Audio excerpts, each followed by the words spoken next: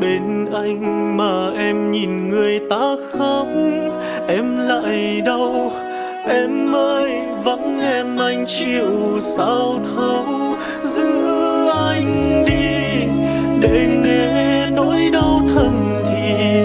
Giữ anh đi để nghe soi hơn trên mi. Giữ anh đi để nghe tiếng mưa thở dài.